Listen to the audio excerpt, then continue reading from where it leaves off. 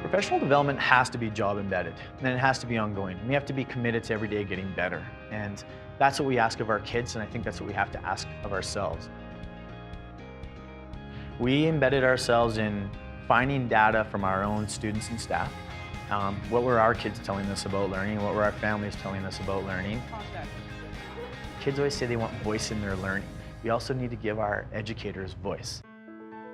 This year we decided we had provided this kind of inclusive, everybody has, very valuable professional knowledge themselves, and how can we personalize professional development for our staff and make it a little bit more flexible and relevant to kids. And that's how we decided to kind of move into this action research model where people are able to really target areas that they feel are areas in need of growth in their professional capacity, and then address those to make it more personal and therefore more effective for students. We decided to do away with departments. For professional development, we decided to make it big team. So we got together as a staff and we decided that the focus would have to be back on students.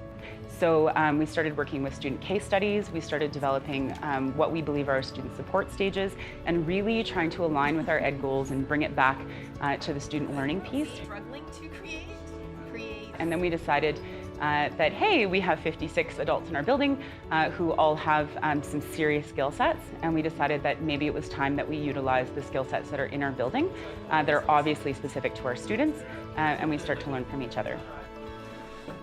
We're tapping into what we do really well in-house, because there's a lot of really good things going on in-house, and we can learn such a tremendous amount from each other.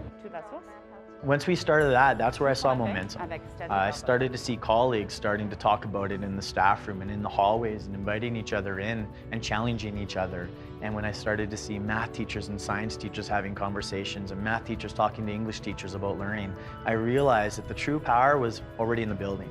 It was just about getting our teachers to collaborate outside of their departments. So I think the greatest celebration truly is parents coming back and saying to us, we've never felt so supported. We've never felt like there was such a strong team around our kid. We've never had this opportunity to meet with so many teachers at one time. We're bringing teachers together to collaborate around one or two students all the time in our building.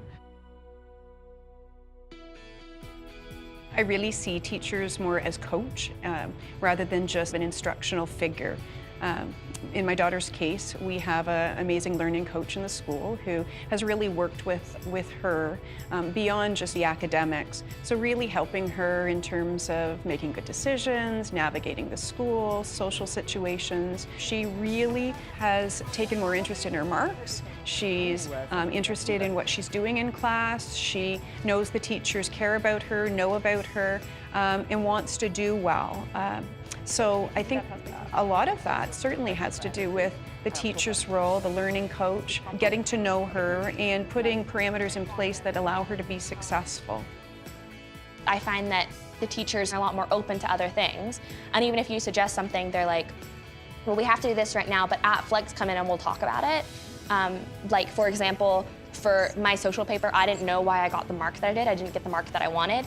So at Flex, I went and spoke to her about it, and I was like, I don't understand what I'm doing wrong. And she spent the whole Flex with me just going through the exact process that I needed to go through that I just wasn't understanding. And ever since then, my mark raised like 5% or so, just because she was open to teaching it in a different way to make more people understand it. Ultimately, we're often judged, as I said earlier, on what our excellent rates are or acceptable rates are in diplomas, but this is a school who has seen our completion rate increased by 7%, and I think that speaks hugely to the work that we're doing with kids. We're keeping them in school, we're keeping them engaged, we're getting them to come back. And part of that is because our staff are being so creative around how we develop a learning environment that they can be successful in.